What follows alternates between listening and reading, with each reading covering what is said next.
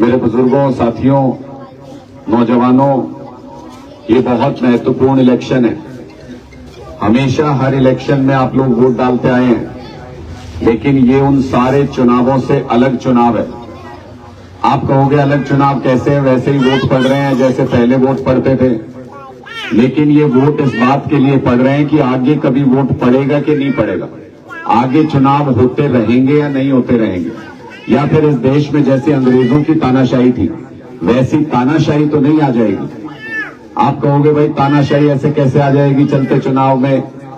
तो मैं आपको उदाहरण दे देता हूं दो चार, जिसकी वजह से पूरे देश को आज के दिन में ये लग रहा है कि भारतीय जनता पार्टी देश में तानाशाही ले आएगी। गुजरात के सूरत में इस बार लोकसभा का कोई चुनाव नहीं हुआ। क्यों नहीं हुआ? क्योंकि गुजरात के सूरत में भारतीय जनता पार्टी के उम्मीदवार के सामने जो कांग्रेस का उम्मीदवार था उसका पर्चा दबाव डाल के वापस करा दिया, और जो बाकी 9-10 निर्दलीय और दूसरी पार्टियों के उम्मीदवार थे, किसी के पीछे सीबीआई, किसी के पीछे ईडी, किसी के पीछे पुलिस, किसी के पीछे पैसा, किसी के पीछे गुंडे, सारे पर्चे वापस करा दिए। बिना चुनाव के बीजेपी का सांसद बन गया गुजरात के सूरत में। इसका मतलब सिर्फ इतना सा नहीं है कि गुजरात के सूरत में बीजेपी का सांसद बन गया, बल्कि इसका मतलब ये है कि गुजरात के सूरत के 20 लाख मतदाता इस बार चुनाव में वोट ही नहीं डाल पाएंगे। उनका अधिकार छीन लिया गया वोट का।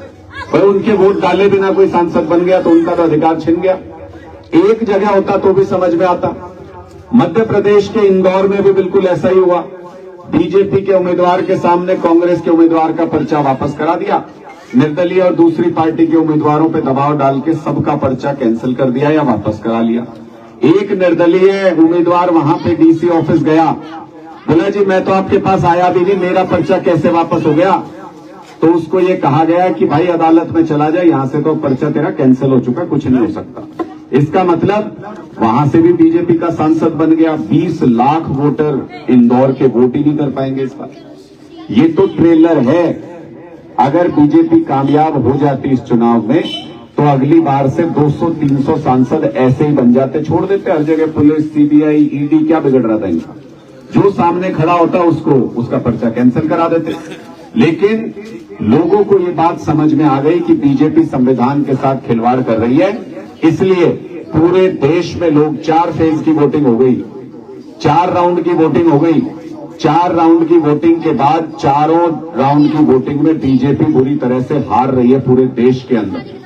महाराष्ट्र के लोग बीजेपी को हरा रहे हैं, बिहार के लोग बीजेपी को हरा रहे हैं, बंगाल के लोग बीजेपी को हरा रहे हैं, उत्तर प्रदेश के लोग भी इस बार बीजेपी को हरा रहे हैं, राजस्थान में बीजेपी को हरा चुके हैं, राजस्थान में वोटिंग हो चुकी, गुजरात में भी इस बार बीजेपी की सीटें कम हो रही हैं, हरियाणा के लोग, हर जगह पे हम लोग चर्चा करते हैं, 10 की 10 सीटों पे बीजेपी को हराने का संकल्प ले रखा है हरियाणा के लोगों ने भी। पंजाब में हरा के भेज रहे हैं, जम्मू कश्मीर में हरा के भेज रहे हैं।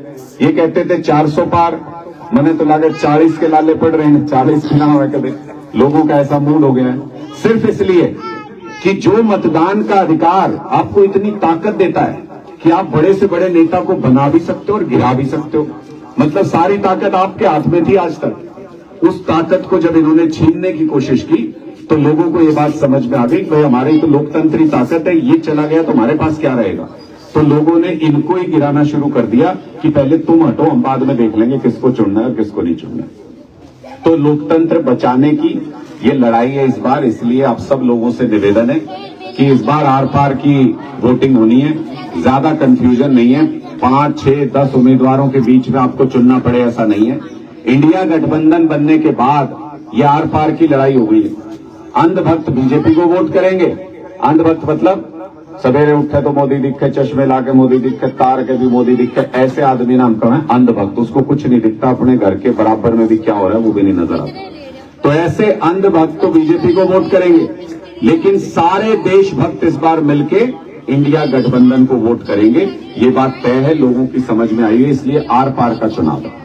मैं सिर्फ 3 बातें आपके सामने बताना चाहता हूं।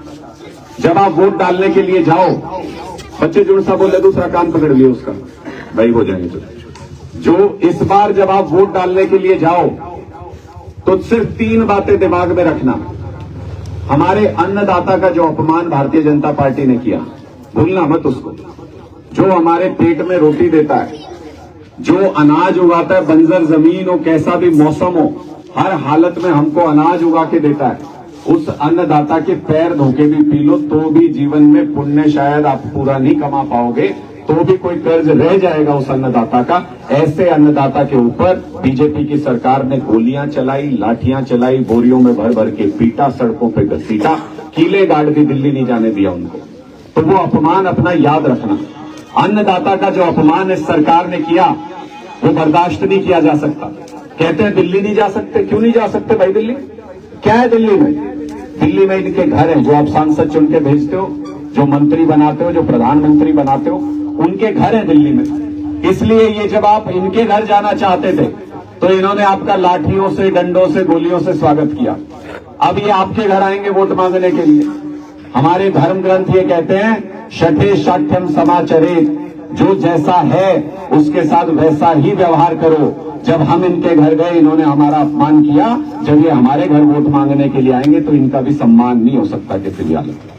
तो इसलिए ये बराबरी करनी है, इनका हिसाब चुकता करना है। जिन्होंने हमारे किसानों को दिल्ली नहीं जाने दिया, उनके एक भी सांसद को दिल्ली मत जाने देना, ये संकल्प आप लोग कर लीजिए, तब आप वोट सही जगह पे डाल पाए। दूसरी बात, हमारे जो नौजवान हैं, इनका क्या कसूर है? आपने अपना पेट काट काट के इनको पढ़ाया होगा, इनको बड़ा किया होगा पाल पोस के, इनके लिए कोई रोजगार ही नहीं है इस सरकार में। कह रहे तो 2 करोड़ रोजगार देंगे हर साल, मुझे तो नहीं लगता 2 लाख भी दे पाए होंगे। सारे बेरोजगार घूम रहे हैं युवा। 25 लाख युवा हरियाणा के अंदर आज के दिन में बेरोजगार है। पहले गांव के बाहर जाते थे, सुबह चले जाओ, शाम चले जाओ, 100 बच्चे तैयारी करते मिलते थे, सैकड़ों बच्चे सड़कों के ऊपर तैयारी करते थे कि फौज में भर्ती होंगे। आज आप बता दो, अगर एक भी बच्चा आपको गांव के बाहर तैयारी करता नजर आता होगा, एक भी बच्चा तैयारी नहीं करता।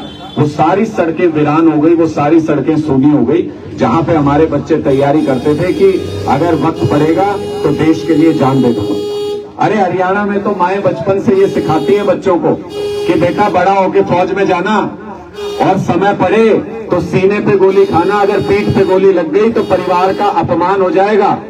ऐसी भूमि, ऐसी वीर भूमि, वहां के बच्चों का फौज में जाने का रास्ता बंद कर दिया इन्होंने।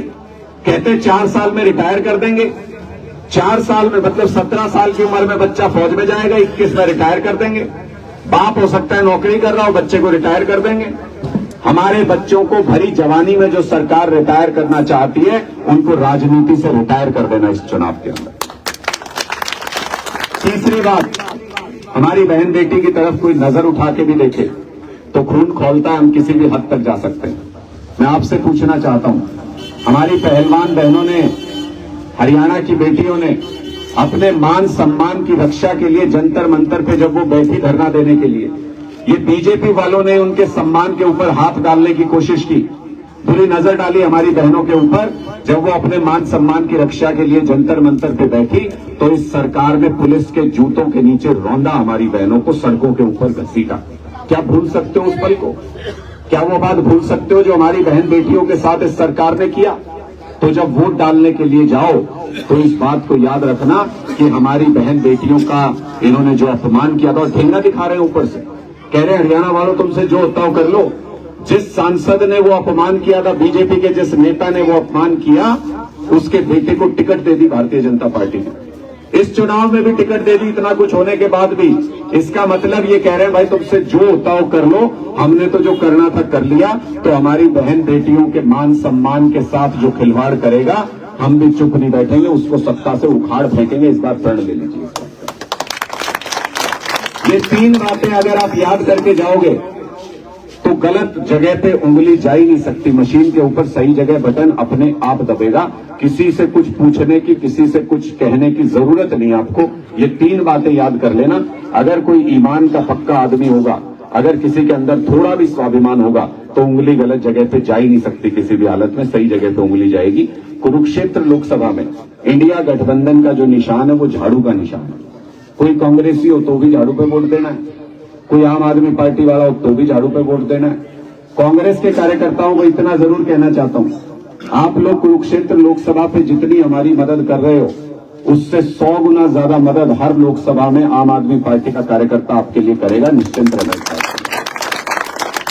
हमारा मकसद कोई एक सीट जीतना नहीं है, हमारा मकसद पूरे हरियाणा से बीजेपी का सुपड़ा साफ करके भेजना है। इनको ये संदेश देना है कि जो हमारे किसान को, जवान को, हमारी बेटियों की तरफ जो गलत नजर से देखता है उसका हरियाणा में कोई काम नहीं, उसको टिकने नहीं देंगे बिल्कुल भी हरियाणा के अंदर। ये संदेश जाना चाहिए, वो संदेश जाएगा आपके वोट डालने से। इस बार तो इस बार जब चुनाव में वोट डालने के लिए जाओ, कुछ लोग ये भी हो सकता है बीजेपी वाले फैलाते हैं, कहेंगे मशीन सेट है कि मैं नहीं होता था कितने चला जाइए, मशीन सेट है, मोदी आवागा। कहते हैं नहीं कहते, आपका हौसला तोड़ने के लिए कहते हैं, आपको कमजोर करने के लिए कहते हैं।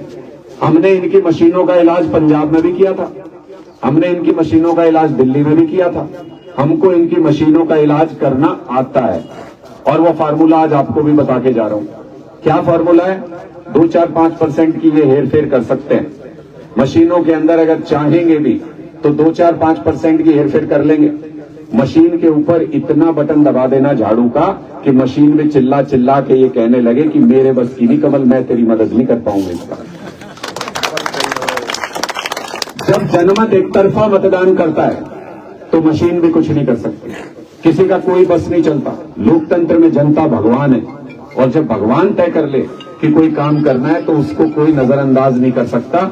आप जब वोट डाल के वोटिंग खत्म करोगे उस दिन, और चुनाव आयोग के अधिकारी मशीन को लपेट के लेके जाएंगे, आपको 4 तारीख का इंतजार नहीं करना पड़ेगा गिनती के लिए। वो चुनाव अधिकारी मशीन पे बटन की हालत देख के ये कहेगा झाड़ू का इतना बटन दाब दिया तुमने, टुक टन हो जाएगा। तो समझ जाना कि आप जीत रहे हो और पूरे बहुमत के साथ जीत रहे हो। एक आखिरी चीज जो मैं आपको कहना चाहता हूं वो ये कि चुनाव जैसे जैसे नजदीक आएगा, आपको बहुत से लोग, हमको भी कहते हैं, कहेंगे जी 60-40 है गांव के अंदर, 60% अपने साथ है, 40 उनके साथ है। कोई कहेगा 70% अपने साथ है, 30 उनके साथ है। ये सोच के आराम से बैठना नहीं है कि 70% मिलके हम जीत रहे हैं। हमारा मकसद सिर्फ 70% लेके जीत हासिल करना नहीं है, हमारा मकसद हर एक हरियाणा वासी को ये बताना है कि बीजेपी वालों ने हमारी क्या हालत कर दी, हमारे बच्चों का भविष्य कैसे बर्बाद कर दिया। इसलिए मैं आपका आह्वान करता हूं, जो भी बचे हुए दिन है उसमें इन 30 लोगों से जो बच गए या 40 लोग जो बच गए, एक एक करके इनके घर पे अलग अलग बैठ के, कोई सड़क के ऊपर बहस नहीं करनी। उसमें कई बार आदमी उल्टा पड़ता है कि भाई यो मेरे को ऐसे कैसे कह रहा, मैं तो ऐसे करूंगा।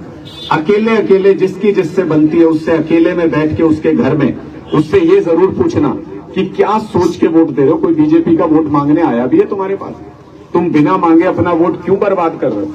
देश के लिए सोच के वोट क्यों नहीं देते? एक बार बीजेपी का भी अगर कोई कार्यकर्ता हो तो उसको ये समझाना। अगर यहां भी कोई कार्यकर्ता सुन रहा हूं, मैं उसको भी ये कहना चाहता हूं, आप लोगों ने मेहनत करके अपनी पार्टी को यहां तक पहुंचाया है, लेकिन आज ये नरेंद्र मोदी आपकी पार्टी को भी बर्बाद करने पे लगा हुआ है। सारे नेताओं को खत्म करके अकेले सत्ता में बने रहना चाहता है। आप देख लो, लाल कृष्ण आडवाणी जी आज कहां है, मुरली मनोहर जोशी जी आज कहां है, ये शिवराज चौहान ने तो मध्य प्रदेश बेचारा जिता के भी दिया इनको, उसके बावजूद भी शिवराज चौहान कहां है, राजस्थान में वसुंधरा राजे आज कहां है।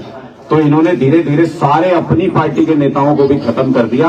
तानाशाह किसी और को नेता बनते नहीं देख सकता, इसलिए इसने सबको खत्म कर दिया, अकेला नेता बने रहना चाहता है। तो बीजेपी के साथियों को भी कहना चाहता हूं, जब मटका बनाता है ना कुम्हार, जब घड़ा बनाता है तो उसको अंदर से तो सहेजता है और बाहर से उस पर थाप देता है, तब वो इतना सुंदर घड़ा बनता है। आप लोगों ने सहेजा तो बहुत है भारतीय जनता पार्टी को, ये चुनाव थाप देने का वक्त है। बाहर से थाप नहीं दोगे, घड़े की शेप बिगड़ जाएगी, आपकी पार्टी की शेप खराब हो जाएगी, आपकी पार्टी खत्म हो जाएगी। इसलिए अगर अपनी पार्टी को भी बचाना चाहते हो तो इस बार थाप दो, अपनी पार्टी को भी सुधारो। एक वोट इस बार इंडिया गठबंधन के लिए दीजिए, इस तानाशाह के खिलाफ दीजिए, आपकी पार्टी भी बच जाएगी, लोकतंत्र भी बच जाएगा। चुनाव तो आए 5 साल में होने, फिर दे लेना जो जिस पार्टी को वोट देना हो आपको। इस बार लोकतंत्र बचाने के लिए बीजेपी के साथियों से भी अपील करो कि वो वोट दें, उनके घर जाके उनको समझा के 100 के 100 लोगों को अपने साथ जोड़ने का प्रयास करना है। जिस दिन तक वोटिंग है उस दिन तक प्रयास करना है। एक भी साथी को, ये 10-15 दिन रह गए, ज्यादा टाइम नहीं है, 10 दिन तो हम लगा ही सकते हैं, 10 दिन तो हम लगा ही सकते हैं। तो थोड़ा सा टाइम बीच में निकल भी रहा है, अपना फसल से थोड़े फ्री हो रहे हैं, अगला काम शुरू ही हुआ है, कुछ जगह पे हुआ है, कुछ जगह पे अभी ऐसा चल रहा है, पेड़ लगाने लग रहे हैं। लेकिन 10 दिन हम निकाल सकते हैं अगर चाहें तो समय। ये समय निकाल के अपना देश बचा लो, ताकि आपके बच्चों को राशन की लाइन में खड़े नहीं होना पड़े, आपके बच्चे नौकरी की लाइन में खड़े हुए दिखे। एक भर्ती के बाद दूसरी भर्ती, दूसरी के बाद तीसरी, तीसरी के बाद चौथी भर्ती खत्म नहीं होनी चाहिए। ऐसी सरकार लेके आना, ऐसी सरकार मत लाना जो आपके बच्चों को भी राशन की लाइन में खड़े कर दे कि ले 5 किलो राशन ले और अपनी जिंदगी जी मौज मार। ऐसी सरकार मत लाना।